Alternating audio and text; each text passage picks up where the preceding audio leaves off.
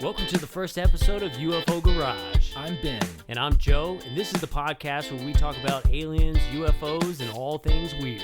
Here we are in the flesh. And, I think the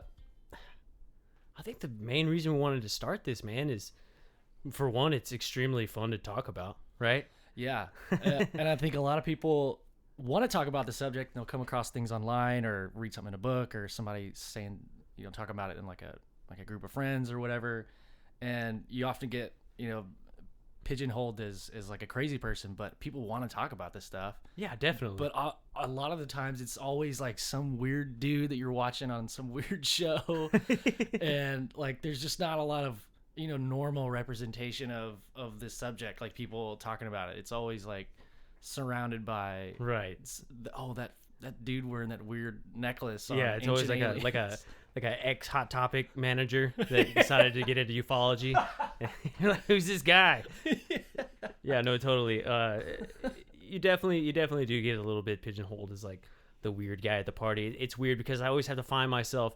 We'll start chit chatting, and a couple beers in, and I've been there 20 minutes, and I'm already talking about aliens and UFOs. Yeah, so dude. I'm like always that guy, and I am 100% that guy. But because like I can have a very long, thoughtful conversation about this subject, but not about a lot of other things. Like, hey, what'd you do this weekend? Like, I don't know. You just draw a blank. Yeah, I mowed the lawn, I guess. Well, it's because it's not your typical run-of-the-mill, conversation to have with people. With this subject, there's so many things that nobody knows, and there's also so many things that are just left up to speculation. Yeah. That your imagination can just run wild with it. You can go anywhere. There's all this information that we have now that's started to come out and has been coming out for years. That people don't know about. We're still kind of stuck in the old 50s flying saucer, madness, that was created. And it's just, people see it as tinfoil hat subject, but it's really not. It's extremely, actually very important. It's a very important subject. Yeah. And, even though, we're not scientists or anything, I think the more people that are talking about it, the better off, we'll be. Maybe we'll be a little more prepared. Yeah, we're doctors, not scientists. We're doctors. Doctor scientists. And also like the first thing that people usually say are like, well, show me the proof. And I always say, well, there's a lot of proof, but I feel like it's only because I think you as well, like, we're constantly on the search for like stories or photos or videos. So we know that there's proof out there, but there's no like handbook for it where you can like point, this has been confirmed. Exactly. Like it's all, but on the other hand, like I kind of understand where they're coming from because there's no like official documents that is out in the public at all times. You really have to search for it. Yeah, dig. Absolutely. So it's like that extra step to find. And it makes it even harder that there is so much just crap out there that some of the good stuff gets mixed in with that crap, right? Oh, yeah. And you don't, it's hard to tell what's real and what's fake. And, now with CGI and, I mean, there's some CGI experts out there, and they will immediately hop on things and be like, nope, CGI, which I'm not a CGI expert, so I can't really tell. But I mean, you can still, even without being a computer graphics designer or something like that, you can still kind of tell like the bullshit from, the stuff that's kind of more real looking, I guess. But even then, how would you know? We've never seen it. It's just, it's such a hard thing to put your finger on. But yeah. Like if you've never seen a fish before and you saw a fish swimming, you'd be like, "What is that? That's animated." You know? Exactly. Exactly. Because nothing that you're used to moves like that. So I know. Apply that to like ships or even like videos of like supposed videos of real aliens like walking through somebody's yard or whatever. Right. Like of course that's gonna look fake. Yeah. Because we don't.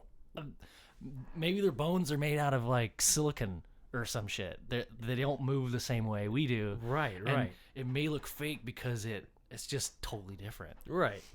And even some people say these things are interdimensional.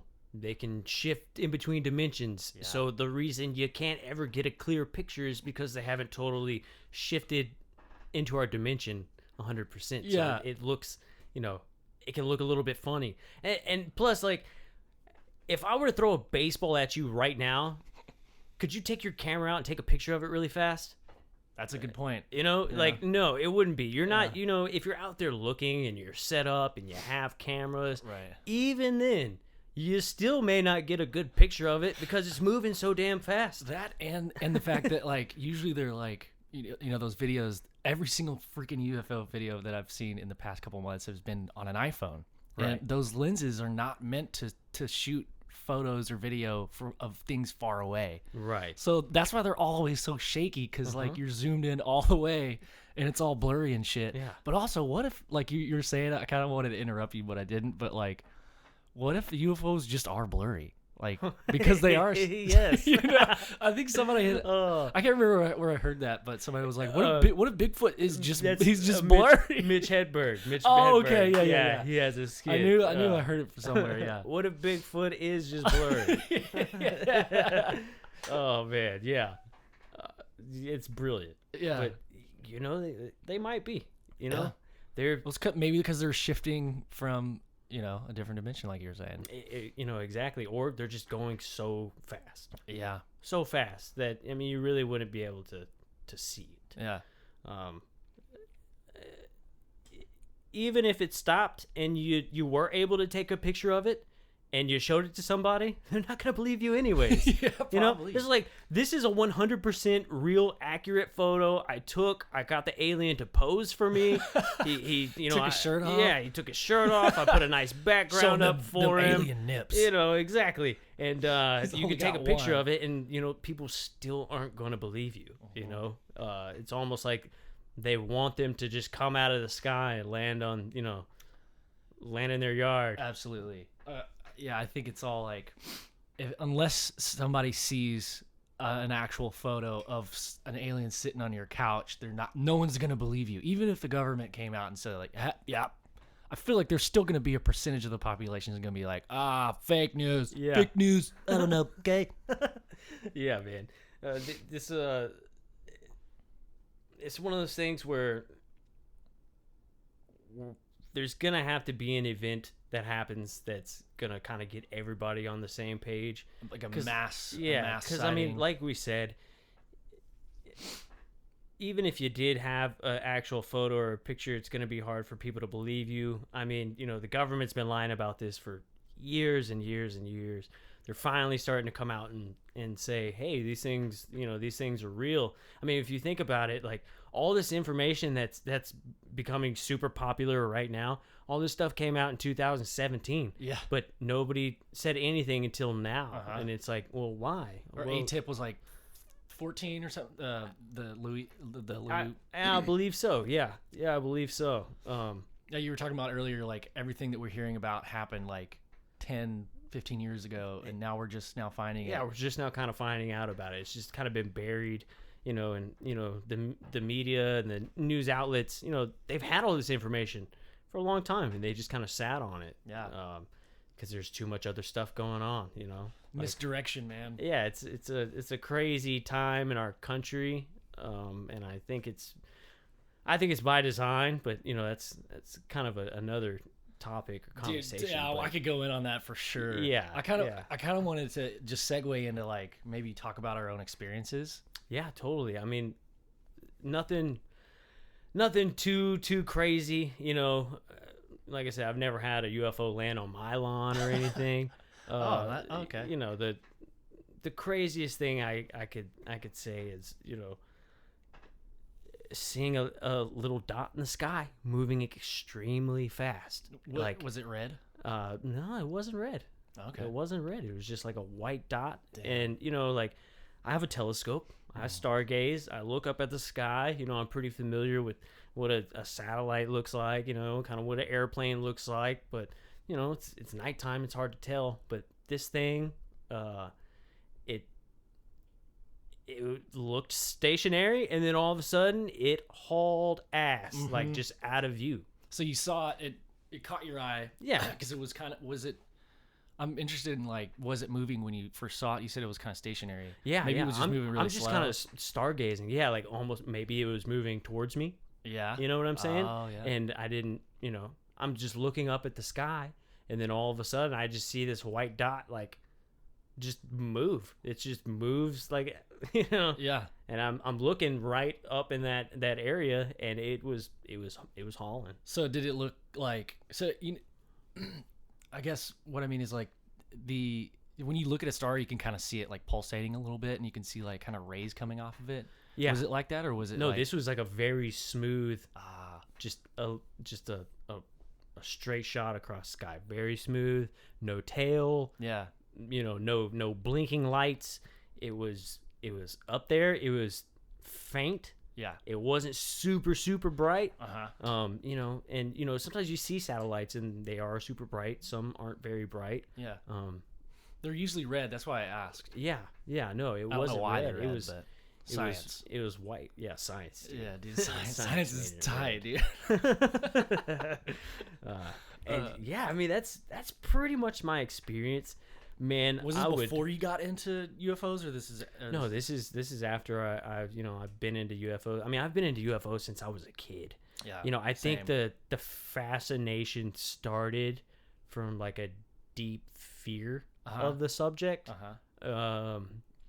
I know when I was a little kid, I remember my mom was watching the movie Fire in the Sky, the Travis Walton story. That's a good one, yeah. Right, and man, I kind of came in the room and I would peek my head around the wall, and I would see bits and pieces of the movie, and she told me it's like a thriller, isn't it? it? Yeah. She told me it was a scary movie, so to go in my room and play, but I would always sneak out, and man, I caught the part of the movie where they show the aliens, So and it was creepy, just dude. as a kid you never. I don't know. I never seen anything like that. Like the closest thing I had seen to like an alien would be Marvin the Martian, right? Just from Looney Tunes, or something goofy like that. But like an actual portrayal of like trying to make an accurate representation of what the guy saw. Like as a kid, maybe 6 years old, something like that. Yeah, it's freaky, dude. It's really freaky. And then I think there's like this inherent, like in our nature, like the same way some people automatically fear snakes. I think there's something to that, like to the human psyche. If you see something that looks like a human but not, kind of like it's different, like I think there's this innate fear that's kind of like in our DNA to be like, oh, I don't like that. Right. It's very like it's strange because when you look at these pictures and things, or drawings that people do, they're automatically extremely familiar. Yeah. But it's something you never seen. But for some reason, it feels familiar. Yeah. But it's the most unfamiliar thing that you could possibly.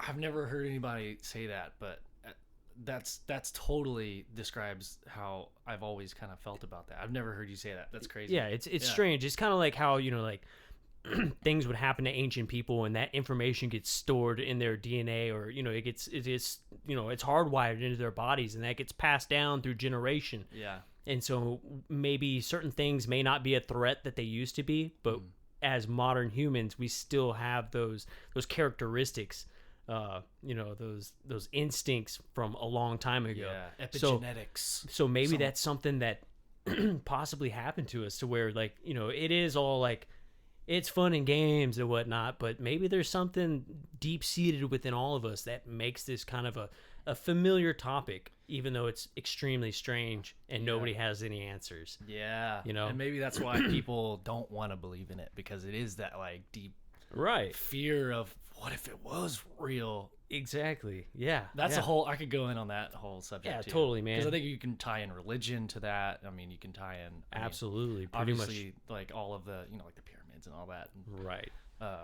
And how there's theories that we're genetically altered from apes into what we are now and all that. Right. So, what's the number? I think it said 46 times or 52 times that they've came down and altered us. That's the number. I haven't heard about that. I believe it's 52 times that they've actually altered the altered us. Dude, that's crazy. I can't remember who said it. And guys, by the way, we're not professionals. Oh yeah, we're not professionals by any means, but we are enthusiasts. Like, this is it's a serious deal to us. Like, we think it's really, really cool. It's something that we've been into for a long, long time. And if you ever hear us kind of get off track or say some wrong information, please don't hesitate to correct us, because we're here to kind of learn more as well. We don't have a fact checker. Yeah, we don't have a fact checker. We're just kind of going off of stuff that we've researched, we've heard other people say. There's tons of ufologists. You can find them all over the place. I guess not tons, but I mean, so we're gonna say some wrong shit. Yeah, we're gonna say a lot of probably wrong things, or put wrong pieces to different stories, correct things to different stories on accident, and for that we apologize. But like just let us know. Don't be mean though. Yeah. Yeah, we're not perfect, but we're just doctor scientists. Or if you know more to a story that we don't know, please let us know. Give us that insight. Or if you have a story that you have, send it to us. It'd be kind of cool, maybe a little old school, but have somebody call in. That'd be kind of cool. Some people call in. That would be cool. That would be cool. Definitely, But for now, until we get that set up, you can shoot us an email, and if it's something interesting, we can read it on the air and tell people your story. Yeah. Emails UFO Garage PC. That's for podcast at gmail.com. That's right. Yeah. So you just told your story. I have two. I'll tell the one that's really similar to yours first. Yeah. And maybe I'll tell the other one later. But so going back to that dot in the sky, this was about 3 weeks ago, maybe a month ago. Jess, my wife, and then my family were all in Anahuac, Texas. If you don't know where that is, it's a really small town by Baytown here in Texas. Anyway, we were out at my parents' house and looking up at the sky, just looking at the stars, because it was like really, really clear, lots of stars. And then me and Jess are looking at this star, and it's like slowly moving at almost like as if it was on the outer diameter of a circle. It was like going at an angle, not like a straight angle, but like a curved angle, but it was going really slow. Yeah. And I was like, babe, do you see that? Like, you see that, right? And she says, yes. And then as soon as she confirmed that she saw it, it stopped. And I'm trying to show Rick, my brother, Matt, too. I'm like, dude, did y'all see that? And they're like, I think Rick was like, I think I saw something. And Matt was like, no, it's literally just a star. First off, it took a long time for me to point to a specific star. Right. No, it's that one. You should have had your laser pointer, man. I know, dude. I took mine with me when we went out to Trilingua. Okay. And it was sweet. Yeah, it works really well. It's amazing how far that goes, dude. Yeah. It's crazy. You could see it on the moon. Yeah, dude. Somebody's walking around out there. You're fucking with cats on the moon. Pissing off the aliens. Like, we told them never to come back, and they developed lasers. Yeah. They're making our cats go crazy.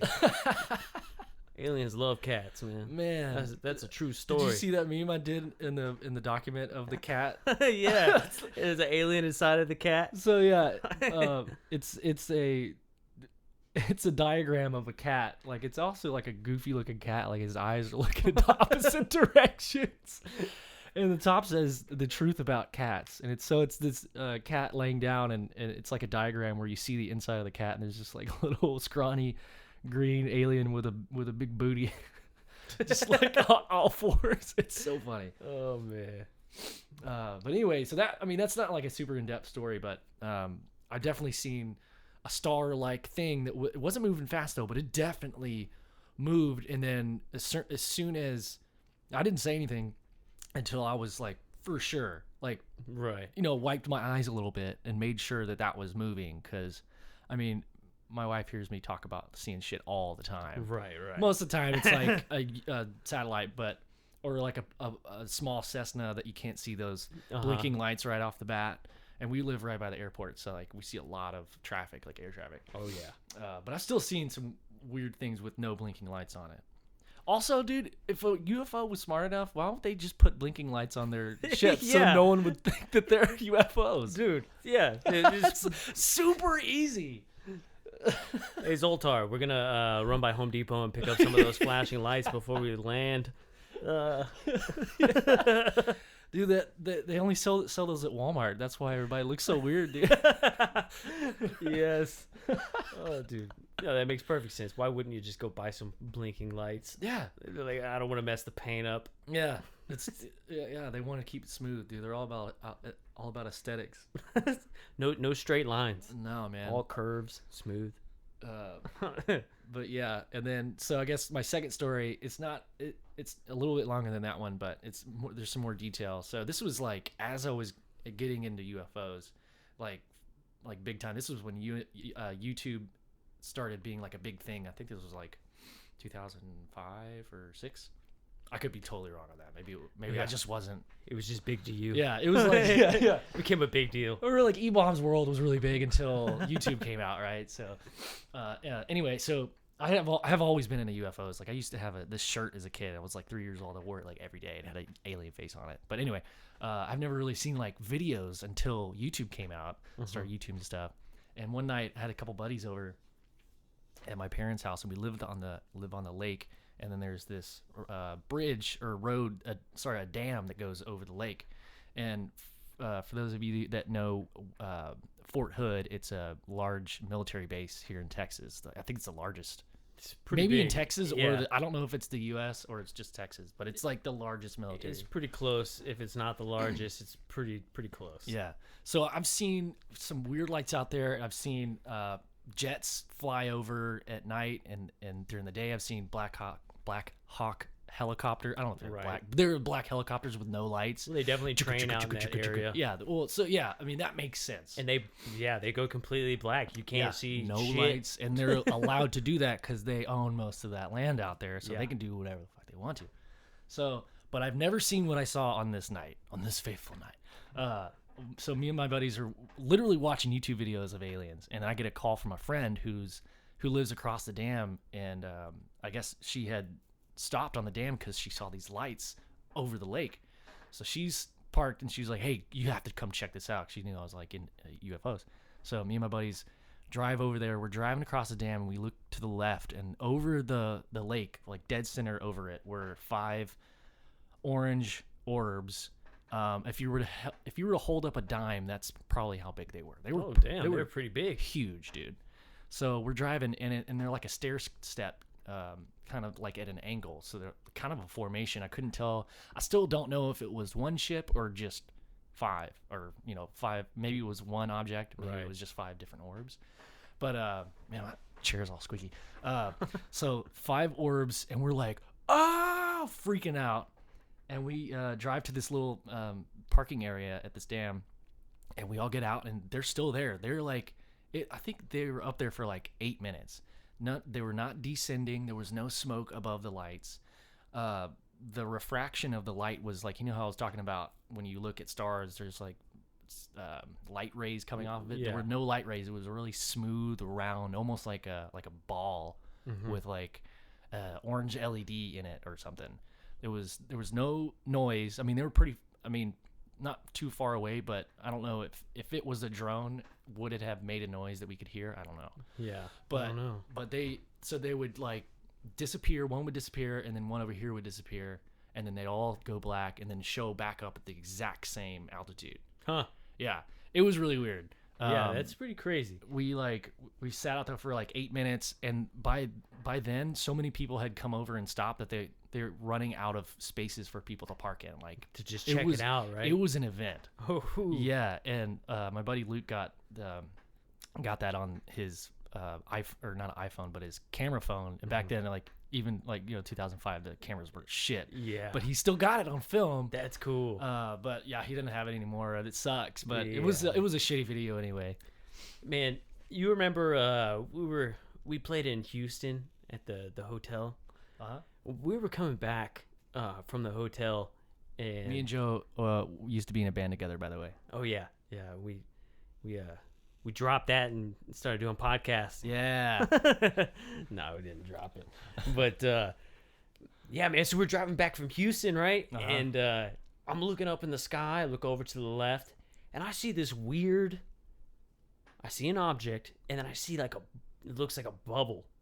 Like a bubble around it. What? And I'm like, My heart starts pumping. In the sky? Yeah, in the sky. It's like it's almost nighttime, but there's still some sunlight out. Okay. And right, and so my heart starts pumping.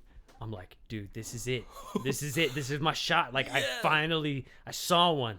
I'm seeing one right now. I cannot believe this. Yeah. A haul ass. You know, I'm driving down the highway. I'm trying to find a good spot to like go just pull over and look at it and see what's going on. All of a sudden, I see these things. You know, something else like falls off of it. And I'm like, what? They made 2 alien ships now. Like, it just went from 1 ship to 2 ships.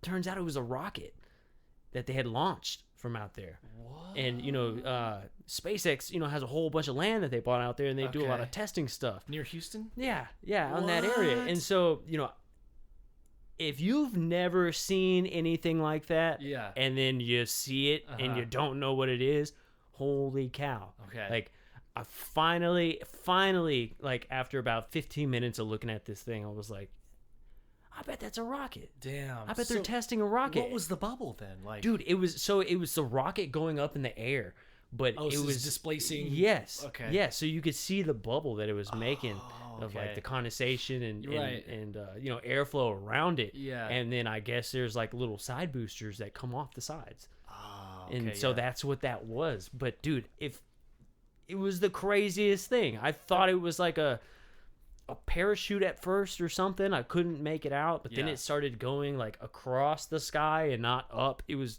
one of the coolest things I've ever seen, but it wasn't, you know, it was a UFO for a little bit, I guess, but you know, I kind of figured out what it was. You know, I Googled some pictures, and, you know, did the research, but you know, that's what it ended up being. But it was super cool. Yeah. And if you've never seen it, I mean, it is something that could kind of blow your mind. You'd be like, what? What's that? Yeah, it's like, number one, rockets are freaking cool.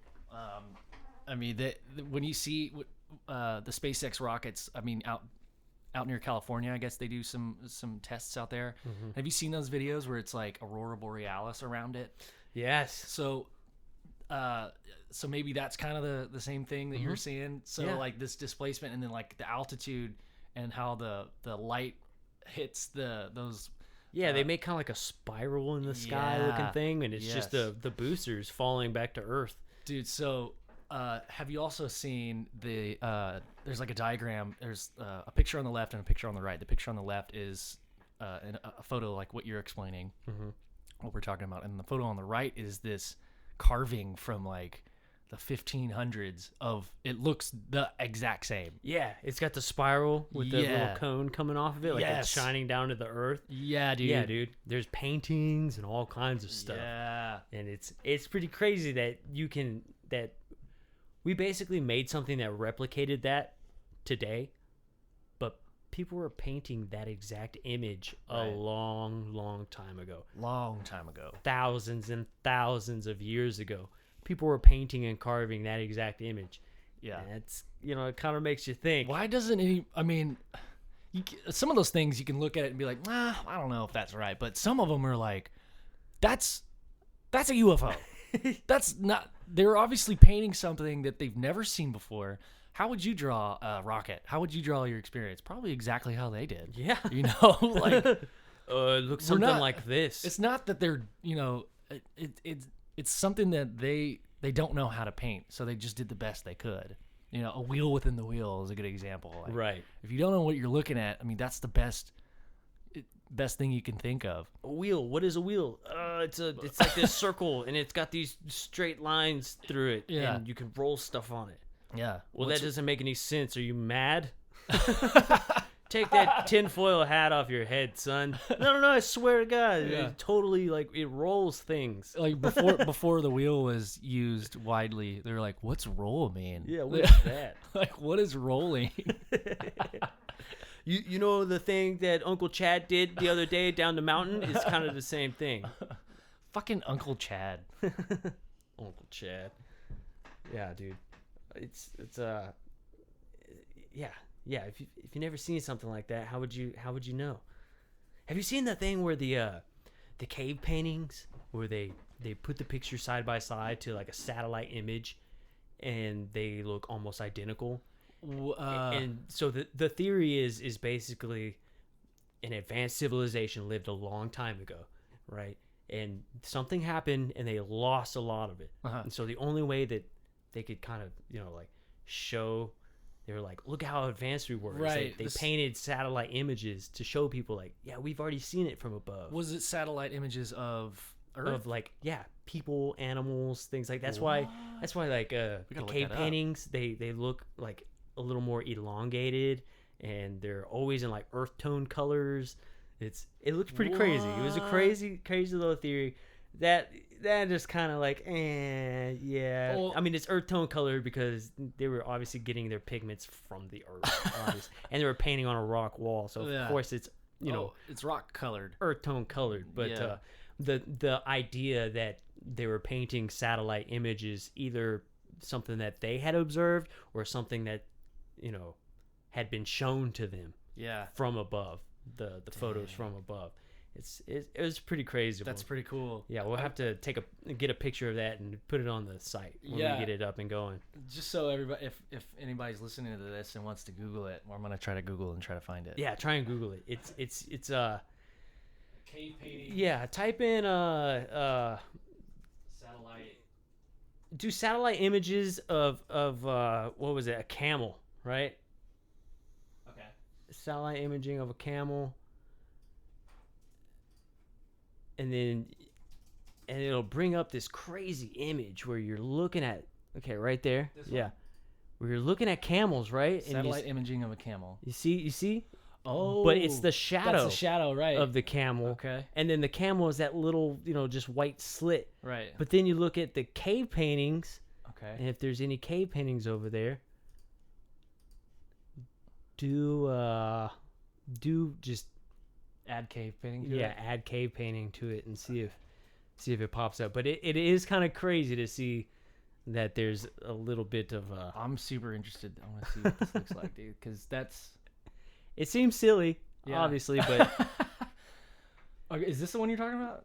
That's some of it. I mean, it's just cave paintings in general. Okay, all like, right. If you kind of look at the way that they're drawn, and then you look at satellite images, how they're kind of that's spooky, dude. Yeah, it's all like single color stuff, right? And then the cave with the hands all over it, that was to show all of humanity. Oh, this one, yeah. It's like they took a spray paint. Yeah, like spray painted over their But if hands. you notice around the hands, there's white, there's black, there's brown, there's yellow. Well, on the inside of their hands, it's a lighter color than the rest of the rock too. Yeah, and they're showing like all of humanity. Oh, maybe, like skin tones. Yeah. So there's like black and there's brown, there's white. Yeah, that's like just all of people together. Like maybe they already knew. There's this a green stuff. one with 4 fingers. He's like flipping you off. Take that. What's this fat guy on this cave painting, dude? I don't know. That's a Michelin Man, bro. But yeah, I mean, you even look at cave paintings and it's like, were they just shitty artists, or did they like? I mean, some of them are really shitty. This one I think is freaking awesome. Yeah, like there's artistic style to that. They're not trying to be like super realistic. But there's like some style to it. There's like movement. That's at the Quavet cave paintings in France. That's pretty cool.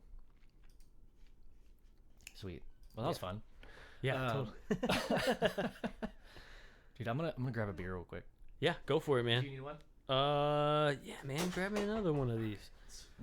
Yeah. Just edit this part out. Go for it.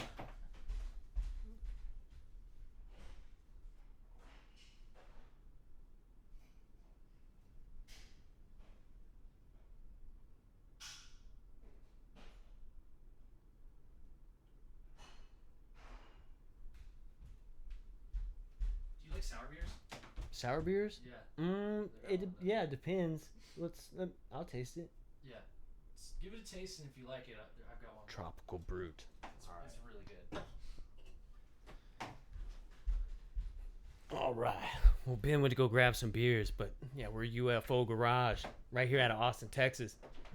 Gonna give this a shot. What is this? Tropical Brute. It's a sour beer, you say? Sour beer. It's tasty, dude. All right, man. We're going to give it a candy. shot. We're going to give it a shot. Do you like sour beers? I mean, I'm a Lone Star and a Modelo guy. You might not like that. You know what I'm saying? Like, just give it a taste. The fancy craft beers and like... Well, let me give this a shot. This local buzz you guys like the most hipster beer I've ever seen. I couldn't believe the guys. There's this beer can, and you just pop the top, right? On this beer can, the whole damn thing comes off. It's like a Campbell's can of soup, and it comes with a spoon.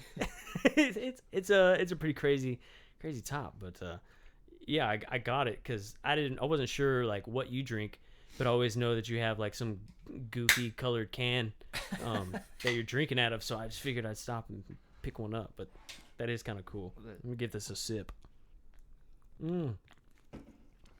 It's different. It's like a sweet tart you found on the floorboard of your car from 2.5 years ago. Yeah, dude. That's what it tastes like. It's got like a little bit of like McDonald's fries on the bottom. Spilled coffee when you got brake checked. Yes. All right. Yes, that's not too bad, man. I like it. That's my new favorite beer. Yeah. Okay, so we wrote down some topics. I kind of want to go into. We kind of touched on this earlier, but how the representation of the. Sorry, I'm like tangentially speaking, but like first off, let's talk about the word ufology and how that doesn't make any sense. Unidentified flying-ology.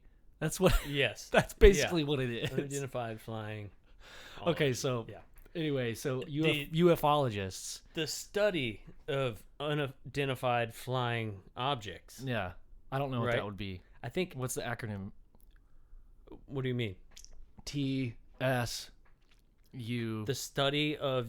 Well, I think that's implied in the word ology, which means it is the study of unidentified flying object. But object is being used already. Object, yeah. It's a play on words. Let's be clear. Ufology isn't an actual study that you can go to. You know what I'm saying? Go down here to UT and be like, yes, I would like to study. I would like to be a ufologist. Yeah, I want to study aliens. Like anytime you watch an episode of Ancient Aliens and there's like a new person on there, have you been noticing like what their credentials are always like? No, like book reader. I read books. Or UFO researcher, but that's not. Yeah, it's a crazy thing to get into, man. Like if you think about it, like either you were already working in some type of field that had something to do with that, or you've got a lot of time on your hands. Like I don't know, man. Like I feel like it'd be expensive to be a ufologist. Dude. You know, like who's paying you to do that? Well, the way they make their money, I believe, is just selling books and speaking at events. Right. So it Tours, is because things like that. It's like that scenario. It is because it is like it's a perpetuating thing. Yeah. Like David Wilcock, I actually really like the guy, but that's how he makes his money. He writes books and then speaks at events. Right. Like I think he's a really well-spoken guy. Kind of weird.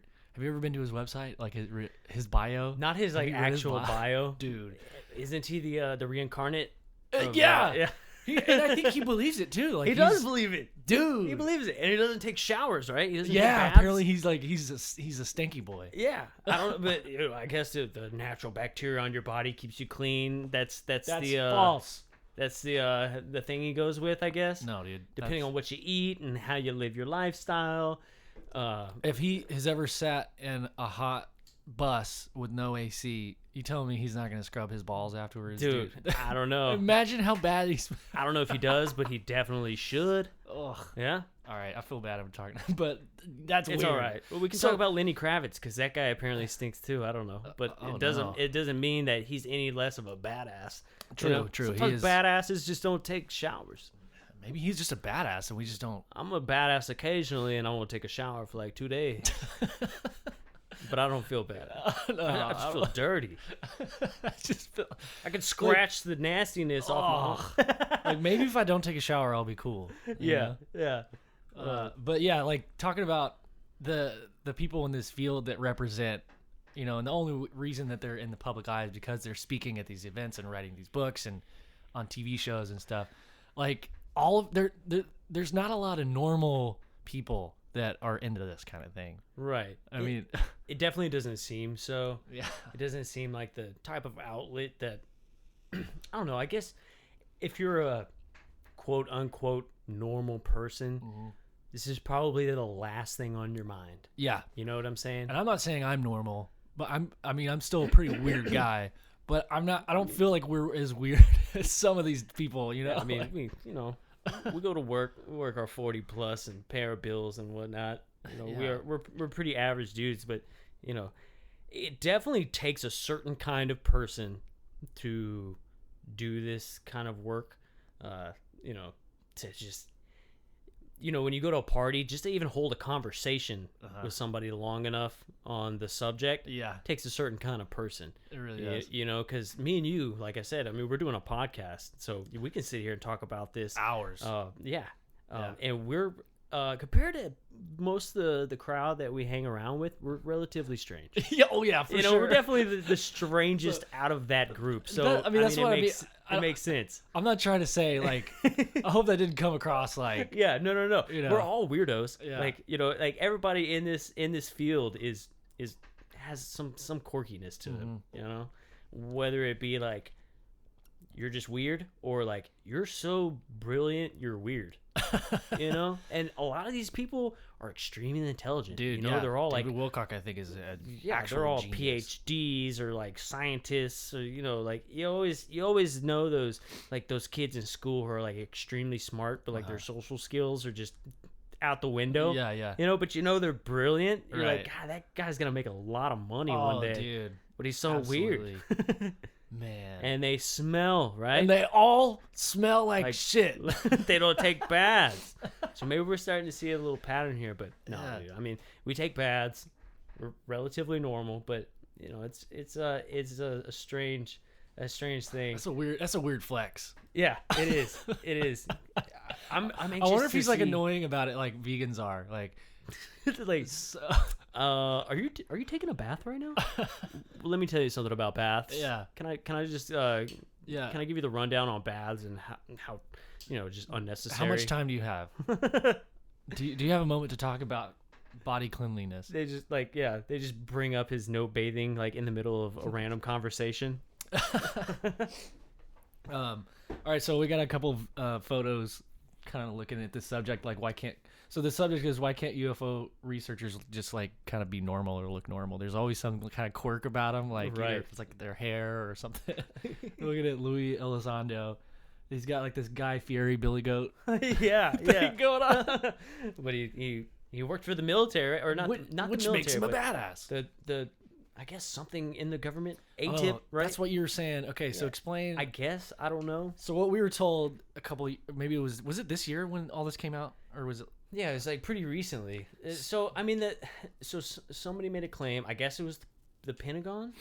Like it was the Pentagon. Yeah, I'm very like. It was like I have very little knowledge on this. It's just something I kind of came across that they had published an article saying that Lou Elizondo, he actually didn't work for ATIP, but then I guess there was a response saying that he didn't work for ATIP directly. He took over and managed it from like head of security of state or something like that. Okay, so it's changed since the last time you and I talked about that. It's changed a little bit, but who knows? Like we were talking about earlier, it is a little strange that all this would come out as soon as his show comes out, and now he's the face of this new, like disclosure movement, and with Tom DeLonge and all those guys. And now all of a sudden it's like, oh well, by the way, you never worked for ATIP. That's weird. And it's just strange. Does he say that? There's been no response. So he hasn't. That's what's weird, is that like I would be inclined to believe that they're lying, and maybe he did work for ATIP, going through these other channels. But there's no response. Like, just respond. Like, did you or didn't you? Yeah. Like, even if you didn't, all he has to do is say, yeah, I did. Yeah, it doesn't immediately discredit your information. Because I mean, you think about it.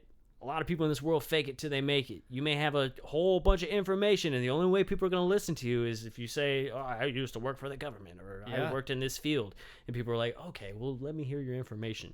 Well, come to find out, oh, so you never worked for this certain branch of the government? Well, no, but I do have this information, and the only way people would listen to me is if I said I would. Such a catch-22, It is. Because, logic tells you that, if they lied about that, then that probably lying about all. Yeah, of it. what else can you? You probably can't believe a lot of the other things that he's which saying. is maybe something that they're just trying to do to him. Maybe Trying to he bobble just, his arm. Yeah, exactly. Maybe he just embellished his story a little bit. Like, Yeah. I mean, honestly, if you got the right information, who cares? Just I don't. I mean, I'm always willing to listen and hear people out, like especially when like people or documentaries will bring in like ex-military or ex Navy pilots or things like that, where they have all this information, but at the end of the day, it's all stories. Like it's all like so and so said this. I was with a guy that saw this, and he told me about this. Yeah, it's super hard to believe somebody when they're telling you that story unless they have this credit, this background. Yeah. Even still, when you hear these like ex-pilots talking about it, going into detail, like going at 20 knots in the sky, whatever. Yeah, you're like, okay. I went down 28 stories down into a military facility. Those are the weird extraterrestrials that live there, bro. and you're like, what? That guy's a good subject to talk about. That's a wild. You know more about him than I do, but like, I mean, we'll get into that subject. Okay. What was his another name? time, but I can't remember his name. I have to go back and look at it. Yeah. See, this is the issue. Is there's so many people, so many names, so many times, I know, so many stories. It's hard to keep them all on track. I know. Yeah. So one thing I'd like to do here is really get all of this stuff, kind of in order. Yeah. Time frame, people, places. Because we know a lot of stories and information. Yeah. It's just now it's just trying to sift through it and put it all together. Right. Like, we got to make some sort of timeline. So, it's a reference point. Yeah. Because it makes it hard to kind of follow along. True. I mean, this isn't going to be at all any, super structural by any means. It's going to be more fun and laid back. But yeah, I mean, there's a happy medium in there too. Because I definitely agree. Like, there needs to be a little bit of structure. Like, I mean, right now we've gone through, we talked about like our experiences, and we went off on a tangent, and then we talked about, now we're talking about people not looking normal. Right. So, I mean, as long as we just kind of have some kind of a focus of like, just like remember to go back to that thing we were talking about, it's going to be a lot less dizzying for people listening to this. Right. Because it's a lot of information coming at you. It's a lot. And we both know so much that it's just like, this thing will make me think of that thing. And exactly. You just go all over the place. yeah, Everything kind of ties in with with each other. But yeah. No, yeah, he's got the Billy Goat Gruff thing going on. And then David Wilcock with the Ken doll swoop. Man, was that movie? I think it was called Kickboxer, with the kid who had asthma, and he would always daydream about about being like a ninja. And he had that haircut. It was like that early 90s thing, dude, total, like the split down the middle with the feather and the party in the back a little bit. The guy has the Devon Sawa going on. Who's that? The Devon Sawa. That's a reference, bro. Who's that? He played in that movie. Devon Sawa, dude. I think it was called Born to Be Wild.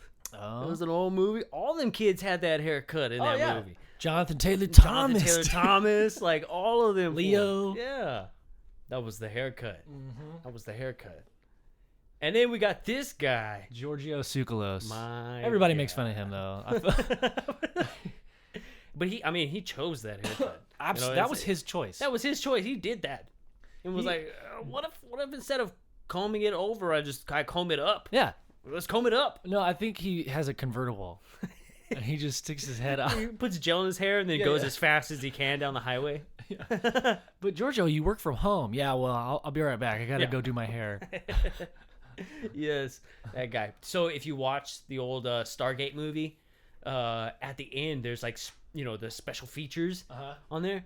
Dude, he's in it. No. Yeah, he's in it. He's talking about Stargate. And what do you mean in it? Yeah, he's in it. The movie. Not in the movie, but he's on the special features afterwards. And he's talking about this stuff. He's so young. I think I might have it on Facebook, actually. Dude. I took a picture of it. Let's look it up. Because I couldn't believe it. I looked at him and I was like... Was he there for to offer direction on... It was just commentary. He was just talking about the stuff that he talks about on Ancient Aliens. But he was doing this a long ass time ago, and he did it for Stargate. Let me see if I can pull this up, man. It's hilarious. Stargate is, I think, still one of my favorite movies. I watched it last month. It's a cool ass movie. It's such a good movie. Like all the creativity that went into not only like the pyramid ship.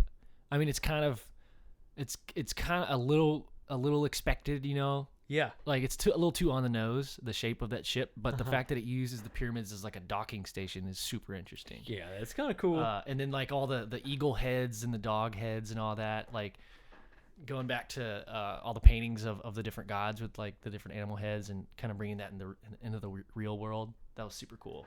So check this out. Here he is, right here. I took a picture of it, and it's on my Facebook page. But look how young he was, bro. Oh, dude. That's insane. That's nuts. He looks normal there. I know. That's what I'm saying. What do I have? Giorgio, you got to get a haircut, buddy. It was like, nah, I'm not going to do this. Oh, my gosh. We're going to go big, or we're going to go home. He's a youngin'.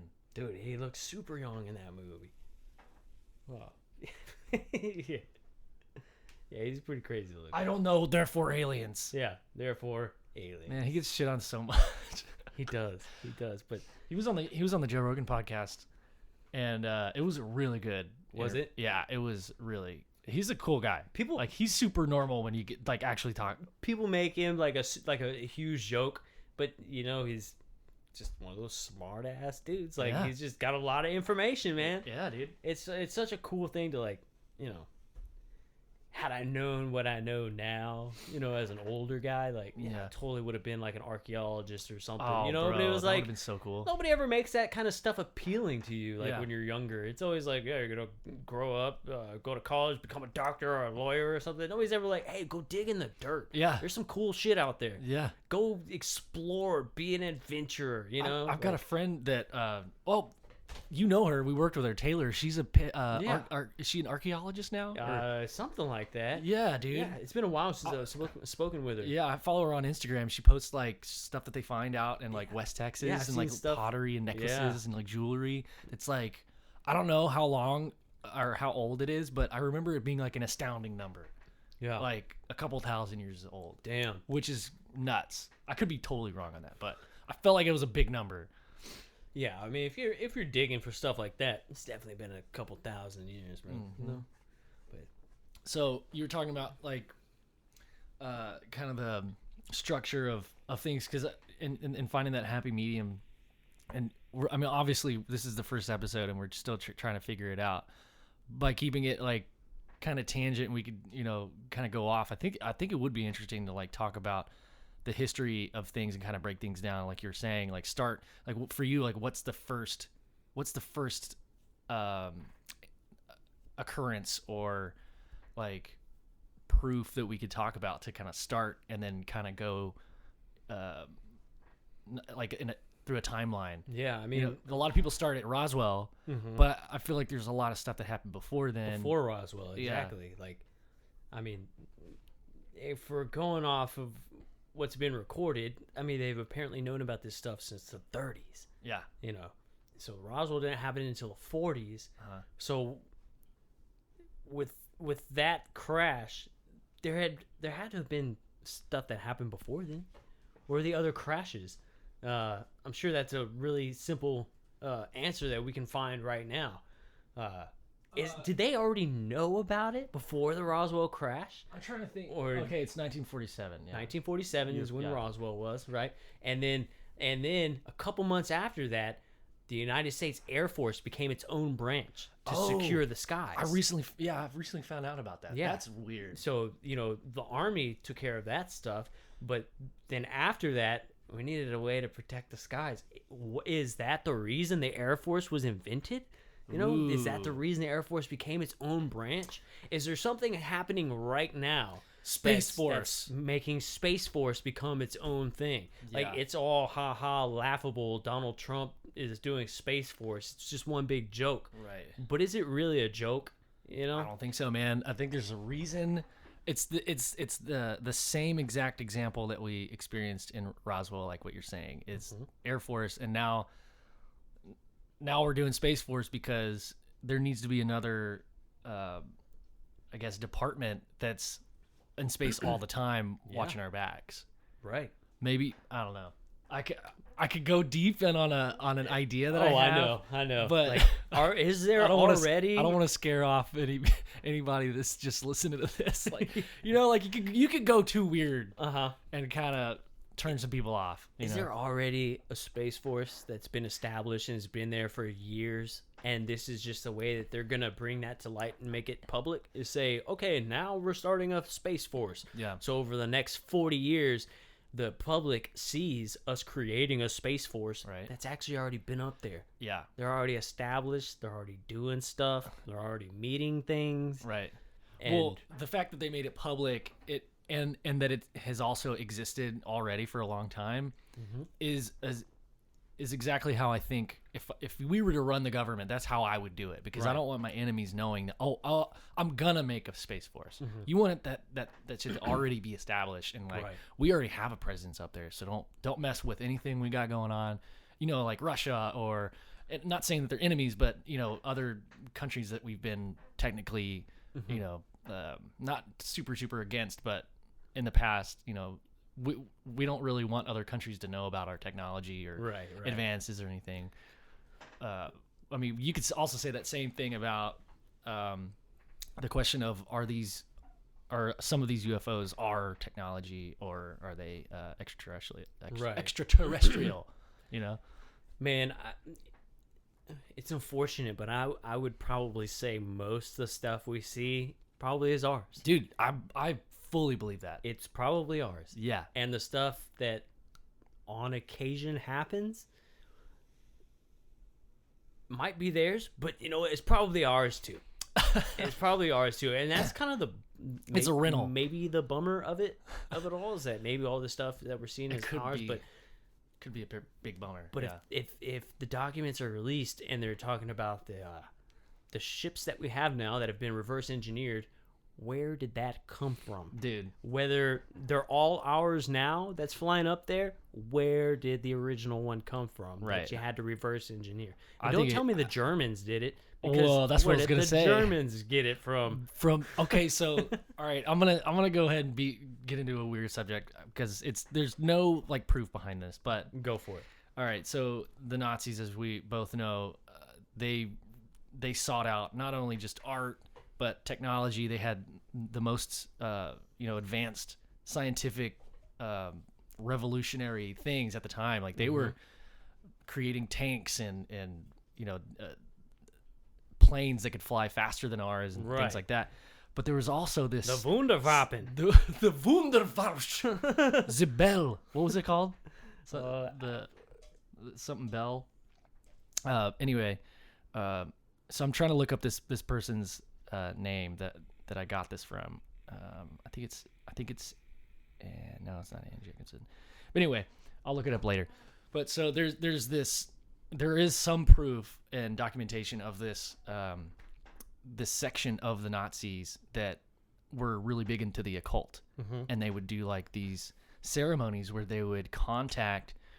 Well, they didn't know if it was a demon or an alien race, but they recorded these conversations and these contacts with these aliens, and apparently they had made contact with this, extraterrestrial species telepathically through this medium and in one of these occult. I mean, they didn't just have one seance or whatever you call it. This is something that they've been doing for a long time. Yeah, before Nazi Germany, but this has been a thing. It's part of the hidden secret in certain cultures that certain people have the knowledge about. Yeah. So by contacting this entity, they struck a deal with this entity, and the story is they traded knowledge, so that the aliens or the entity gave them specific blueprints on how to build these ships with anti-gravitic technology, and in trade of who knows. I don't know what they traded it for though. Some people I've read a couple of things, some accounts are saying that they traded live humans as stock, as cattle, basically. Yeah. And they can feed off of their fear, or even just eat them, or whatever. I don't know. So that's a weird thing. Well, they say that President Woodrow Wilson met with the extraterrestrials as well, and they were going to trade technology, and they ended up not reaching a deal.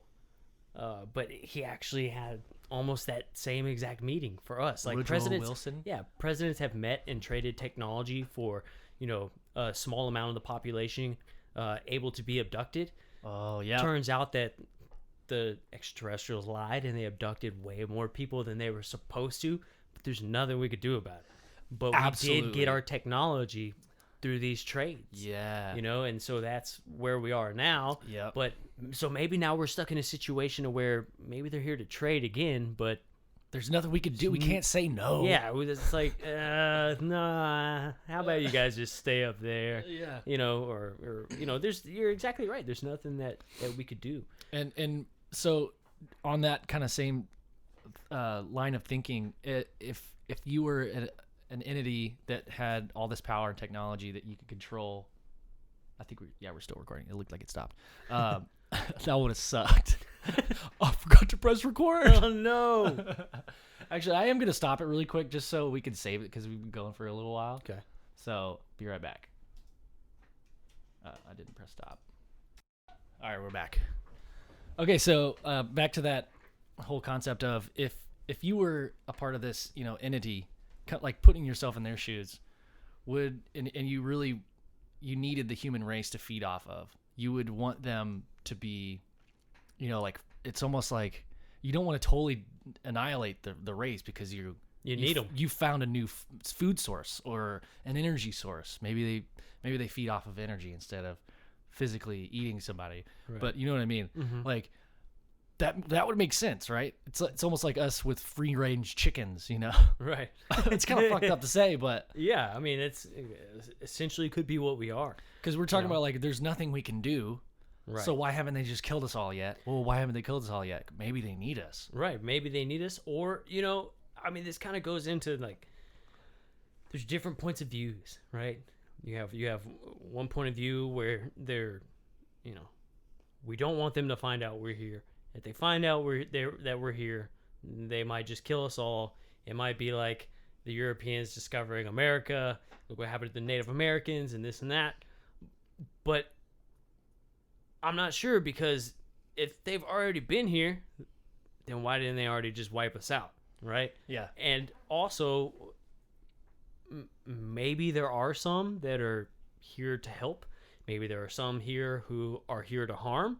And maybe there's some here who don't care, just like us. If we were to go out in the jungle and we wanted to study the Bengal tiger, mm-hmm. right, what do? We take a tranquilizer dart, we shoot the tiger, put him in a box, take him back to the lab. Tiger wakes up. He's like, what the hell is this? Yeah. We do our experiments. We poke him, prod him, take his semen.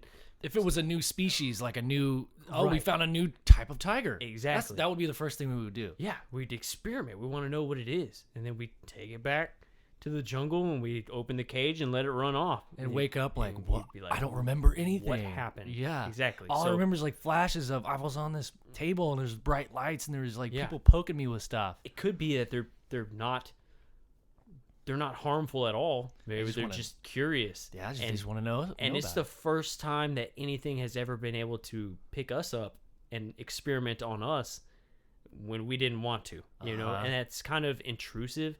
It's a very invasive thing to think about. Right. But we do it to every animal on the planet, whether they want to go or not, but it's just to help us understand. Yeah. And in the long run, we use this information in science to then help preserve a lot of these animals. Right. Yeah. It's usually for their own good. Usually for their own good. Like a beaver or a mink. How can we want to wear your skin? Yeah. Yeah. So. Oh, why do we want to kill your whole species? Because you're soft. You feel good against our skin. I want to walk on you when I enter the living room. I wanted to lay naked on you in front of a fireplace. Yeah, man. So maybe it could be something like that. And if you say we're in the government or whatever, we decide whether or not to tell the human race. I personally might not, because I don't want people to freak out, and live in fear that there's literally nothing you can do about it. Maybe that's why they as in the government has held out on like publicly coming out about this information. Maybe, and it'd be interesting to see what would happen, because I think I would probably tell everybody. Yeah. Because then you could actually have some sort of, push of minds thinking about the problem. Right. I mean, there's nothing we can do about death. And what do? We create religions and things like that. Mm-hmm. Well, we're going to go and we have this idea of what's going to happen. Nothing you can do about that. Yeah. What are you going to do about, earthquakes or volcanoes exploding? I mean, there's nothing you can do about that, but people still live on Hawaii. Yeah. You know? So, in California. Yeah. So what? There's aliens. There's nothing we can do about it, but at least we could let people know, give them information so we can probably prepare for it if something were to happen. Yeah. And that's kind of my take on it is I would probably tell people. Yeah. I mean, that's a good point because, like, I feel like if you let everybody know, it might inspire people that normally would not have wanted to solve this problem, quote unquote problem, to be inspired to get into physics or science to like figure out a way to exactly, maybe it would be a good thing. Like Reagan said, like what if there was an extraterrestrial presence? How quickly the world would put aside its problems and come together. I mean, that's wise words, Yeah, man. I'm on that train for sure. It could be as simple as that, but it also could not be. Yeah. It also could not be. I mean, we could easily hit that. There's another topic on here that's we're kind of segueing into is this like why if our government does know about all this technology, we have this technology like anti-gravitic technology and 0-point energy, how the reason why it's not available to the public is there's probably a good reason behind it. Right. And my thought is like the reason we don't have it is because our economy is built off of really the root of it is energy, is like oil, natural gases, nuclear power plants. Right. And like we need electricity now. Like there's not a lot of people still alive that didn't grow up without electricity. Or I don't know if I said that right, but you know what I mean. So if you take that away, you take that part out of the economy, then I feel like you just take the legs out of a building, take the stilts out of a. It would definitely be a transitional period. Yeah. Yeah. I mean, there would definitely be a transitional period for sure. I mean, how, they employ a lot of people.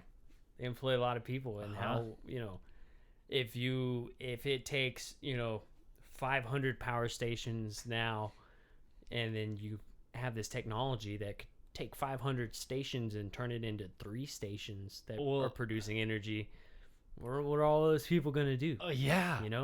So, I mean, just imagine a world where every household has this like 1-inch box that you have in your attic, and that's where your electricity comes from. And it's like, there's a guy who created a Japanese guy, and he created this thing. It's called the Bloom box. Okay. And it's basically these little plates. Oh, the really small thin carbon plates. Yeah, they're like little carbon plates, and he painted algae on one side to absorb the energy and use photosynthesis, and it runs off of the air blowing through it. Oh, and it creates energy. That's different than what I thought you were gonna say, dude. I haven't heard about that. He says one box can power 5 Japanese homes or 10 Japanese homes, and it's literally. And you just blow air through it. Yeah. Air blows through it, and it generates this energy, and then I guess you hook it up to your house or something. But, so it's like a capacitor in a way. Yeah. So I believe it was either UPS or FedEx. They got some large ones made, and they cut their energy bill by like 250% or something like that. And they have solar panels that just line the tops of the buildings, right? And they're obviously making the switch, but they use this Bloom box and still cut the energy. Like, bro, it's crazy. That's cool. So he said it takes 1 to power like it was either 5 or 10 Japanese homes, and it would take 1 or 2 to power 1 U.S. home. Oh yeah, that makes sense. Yeah, we use so much energy. We just don't turn the light off in the bathroom, man. You're right. Just gotta keep some lights off. But yeah, I mean, there's all kinds of things. The original Ford car was an electric car. Yeah. Before it became steam powered, and the body was made using oil. The body was made of hemp, right? Yeah, dude. So we've already had this. We already had it. you know, but it wasn't making people any money. That's man. kind of what it comes down to is the money, and then just people working. If you were able to somehow transition into a production-based society as opposed to a consumer-based society, you know, that may be a route that you could go. There's a cool episode of The Orville. I don't know if you watched that show. Love that show. Yeah. You know, it got renewed for another season? Yeah. Yeah, I know. I'm pretty excited about it. Awesome. But they talk about how your reputation is currency. And basically, like, the better of kind of like the better and more helpful of a person you are, that's kind of your currency on the ship. Whoa. Because you have all these replicators. So anything they want, they just go up to that little box and they make it. You know, and it's designed to make it for all different species that are aboard the ship. So anytime you want a beer, you want some food, or you need a shirt or some shoes, you just go to this replicator. Some Yeezys. Yeah, you need some Yeezys up on the moon. You just go to this replicator. They are kind of like moon shoes, dude. Have you seen the new ones? They look so dumb, They're just dude. like the insoles of a shoe. No, it's not even like a shoe. It's just like they took the like a scuba boot and took that padding out of the inside, and that's what a Yeezy is now. Oh my god, they get more and more ridiculous. But yeah, man. So you know, if there's a technology where that could actually happen, there's definitely gonna be a transitional period on people who can get those types of things, but eventually we'd all have a replicator in our house. Right. So you wouldn't need the money to go to Walmart to buy the thing. You could just push the button on your wall. Right. Like, oh, my, you know, I don't know, HDMI cords are like not a thing anymore. But, you know, if you get you know, it's just crazy how fast technology is moving to where things that were completely relevant last week, a couple months ago, are completely, you know, not a thing anymore. But you know, you need a new microphone to record. You just go to the replicator and you make you a microphone. Damn. So what do you need it for? I mean, so kind of going on that is like, what if, do you think it's possible that, you know, say we have had this technology, say we do have replicators, like we know how to make that shit. And we've known about that for a long time. We also started this, like, just this total scenario. We started this community underground, undisclosed location, and we just wanted to run a test to see how that economy would work. So we did give them the 0 point energy. We did give them the replicators, the free food, and you know, just to run a test with like a small community, maybe like 1,000 people, right? Just to see what would happen. You know, it's a possibility. It sounds crazy, but it's a possibility. That's probably what the government and military are doing. Like, you work for us, so you live in this base, and while you're working for them doing the work, they're secretly using you as lab rats, observing you, living in this, you know, this community underground like with this new technology. Scenario. Yeah. You know, it's like, we already have this technology and it's down here. Like, let's let these people use them and see how they work over the, you know, next 15 years or whatever. And like I'd be curious to like see what their day to day would be like. What are they working on? Like what do they contribute? You know, I think that's the gap that I'm missing logically is. I think it's separated, you know, if you to your clearance, you know, like. So some people like clean, like take out the trash. Take for example, like. You have a 28 stories down, right? Well, you may have clearance for the first 5 floors, right? But you can't go any lower. So whatever your business is dealing with those first 5 floors. Then you may have people who have clearance to the 28th floor, but you never come up. That's it. That's where you live. Whoa. You know what I'm saying? Okay. So even though you may work in the same building, some people may never leave, dude. That may just be where they live now. Yeah. Because the shit down there is stuff they will not let get out. Right. That is extremely top secret, and nobody's going to know. Yeah. Ever. No matter how hard we dig, even when we do find out everything, we still probably won't know what they were doing. There's no way, dude. There'd be no way. But, you know, it's probably locked down we can get that information from, you know, floor 15 and up. Yeah. You know, but those bottom floors, you're not gonna get that stuff. Because that's, you know, you may be a janitor, you may be working in these buildings, you may see some crazy stuff, you know, but, you know, that if somebody tells you, hey, you're gonna work here, but you open your mouth, I know you do a lot of traveling. It'd be a shame if something happened to you. You know what I'm saying? Yeah. Like, dude, would you risk it? You know what I'm saying? Like, know, man. would you risk it? You've got to just have trying to go like, home and have a steak and go to bed so you can wake up and come back to work the next day. Nobody's trying to get, shoved off a cliff. Yeah. Like, Or like the rest of their family. Mm-hmm. Like murdered. Yeah, or you come home and somebody planted niacin pills in the cereal and, your kids and stuff, yeah, it'd be terrible. Niacin. Isn't it ricin? Ricin, yeah, nice. nice. All my kids are losing weight and passing drug tests. No. Ricin. Damn, I want to find this. Again, I'm trying to look for this author that was on the Joe Rogan podcast. I'm not going to find it. What did she write on? So she's written a bunch of books. And one of them, I think there's only like one chapter dedicated to this, but it's one of the titles is Shoot, Kill, Vanish or something like that. Man, terrible memory. Anyway, she wrote about the Roswell crash, and I'm getting to this lower level type thing. There'll be a circle. So she's writing about Roswell, and she's explaining that her source told her that that the ship that crashed was ours, or sorry, that was Russian. But we also have that technology. But what the Russians did was they needed to stage some type of event. I don't know for what reason. I'd have to listen back to the podcast. But the interesting thing that she said was that there were bodies that they found, and they were like children. They didn't look human, but that her source told her that there is a secret underground base somewhere in America that basically grows autistic kids in like test tubes and then genetically alters like their eyes and their mouths and like biologically, in those test tubes, making chimeras and stuff. What's that? It's like a test tube grown thing. Yeah. Some are like mixed with animals. If that's what that is, some then are, yes. Regular people that are just being modified. Yes. It's So she mentioned that some of them, like, their DNA was mixed with a bat or something, or like axolotl. So there's like regeneration properties to like if you lose a finger, you can grow it back. And she didn't like go into full detail about it. She was like, "Well, read the book.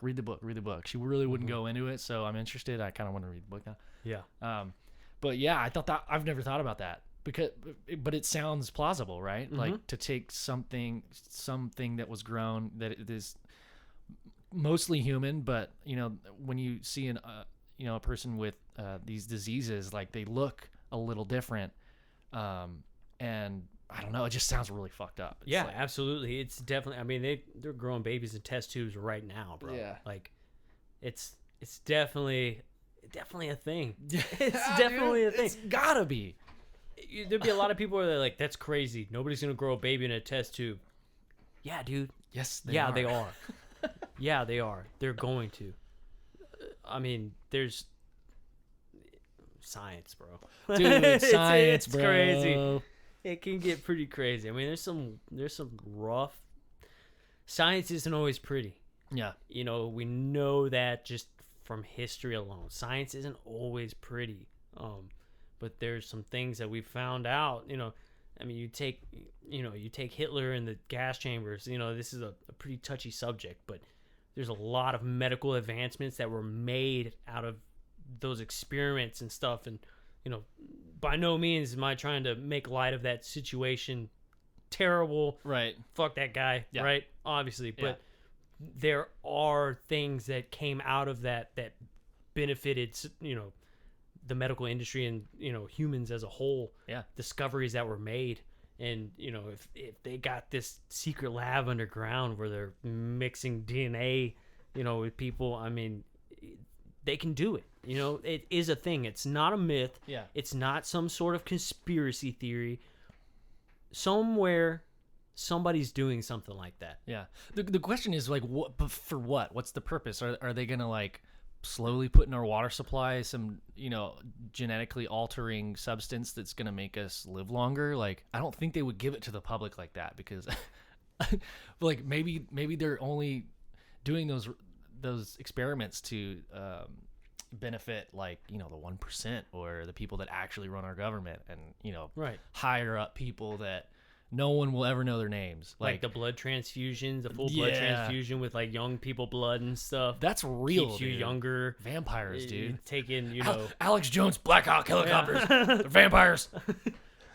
Yes. Vampires. They're coming. They're here. They're real people. I'm telling you. Yeah. No. Mass media. It's going crazy. That guy says some crazy shit. Yeah, but he does. He's not completely off the rock. That's the thing about Alex Jones, that he has been right about a lot of shit. He also says some really weird shit that, it's crazy, dude. And we can say it's crazy, and that's how everybody should be. Yeah, he said some crazy shit, but he's also said some pretty honest things. Yeah. He's been right about quite a few things. Yeah. So, did you see how he just got totally, I guess, like, just dropped from all social media? Yeah, all from platforms, the Sandy Hook stuff. everything. I think it was from the Sandy Hook thing, right? Yeah, probably. Yeah. Probably. Which, it's... I think he pushed it a little too hard. He pushed it a little too hard, but, dude, if you're a private company, you have every right to take somebody off your platform that you don't want on there. But at the same time, it's like, if I had a platform, I wouldn't be silencing that speech from anybody. Mm-hmm. Like, if anything, I think it makes it easier for us to determine who we're not going to hang out with. Mm-hmm. If you say some crazy shit and I hear it, it's like, well, I'm not going to hang out with that guy. He's obviously a quack. Yeah. We all know to stay away from this person. Just don't listen to the podcast. But if you start silencing nutbags and they have no outlet and they start creating this underground movement that just boils over, and then all of a sudden we're like, wait, where the hell did all these crazy people come from? Yeah. Well, they were trying to say something, and you pissed them all off, so now we're in this predicament. Yeah. You should have just let them say crazy shit and let the public decide, yeah, he's crazy, we're not listening to that guy. Right. But, and the thing is that most people would, like, hate Alex Jones, but never listen to him. Yeah. All they heard is, like, one or two bad things. Yeah, like out of context. Yeah, out of context, and they made the decision, Yeah. I'm not being biased because, we're from Austin or anything, but, it sucks, man. People are going to say stupid shit all the time. Yeah. I'm probably going to say a bunch of dumb things. Oh, I've already said some dumb shit already. Yeah, but, it's just one of the things, man. You're either for it or you're not. I'm just one of those, like, no matter what you have to say, you should be able to say it, and then you as a person have, you have the common sense to listen or not listen. Yeah, well, vote with your, yeah. Vote with your, how, like they say, vote with your dollar. Just vote. Just don't listen to him. Like, if you think he's weird, for that just product, don't listen to him. Yeah. Don't. I think it was because he was, like, attacking this specific family that he kept saying that were fake. I think that's what the deal was. So he was outright attacking this person, like, publicly. So that then you're causing harm to somebody. Then it needs a check. It was that it was one of those photos though where the same person had been at like 3 different shootings. Oh. And that's I think that's what he was picking out, was that, like, hey, this photo looks extremely similar to these other 2 or 3 photos that were taken at other shootings. Yeah. Why is that person in every single photo? Oh. That's what it was. So that's weird. So people were like, "Oh, that's a red flag event. That's one of those false things where, like, somebody made that shit up, and it just so happened to be that this lady was at that shooting, I guess, and they had, like, questioned it, like, what is this? Like, could this be a false flag event? This lady's here, she's there, she's at this other one." And people were like, the cabal. Yeah, they were like, dude, that's fucked up. You're false flag event. Yeah. Yeah, that's enough about Alex Jones. But... Yeah. Let's move on. I feel like let's do a little outro, because we can kind of pick up on it if you're still down to totally pick up a couple. I think 30 minutes is good. We'll start there, and if we get on a subject that lasts longer, then whatever. But I think 30 minutes is long enough to listen. Roughly 30 minutes. Yeah. And you guys can tell us too. Do you feel like listening to us jabber on for longer than 30 minutes, or is 30 minutes good enough for y'all. Yeah. We're also gonna have a Patreon set up here pretty soon, so Oh yeah, let me get the URL. you'll be able to access content on there. If you want to hear the longer podcasts, we'll probably be putting some of that stuff up. We're also going to be going to the International UFO Congress in September. Me and Ben are going to be flying out to Phoenix. We're going to be checking out some alien UFO stuff out there. Dude, that's going to be so fun. So we're going to be out there taking some pictures, shooting some video. So if you guys want to access that content, it'll probably be up there. But like I said, that won't be till September. There will be more content that's put up before then. I'm sure we got a lot of stuff in the works. So you guys just kind of stay tuned for what we got going on. But yeah, I think we'll call it quits on this one, brother. And yeah, we'll pick it up. Yeah, we'll pick it up on another one. All right? All right. We'll see you guys later. Take it easy.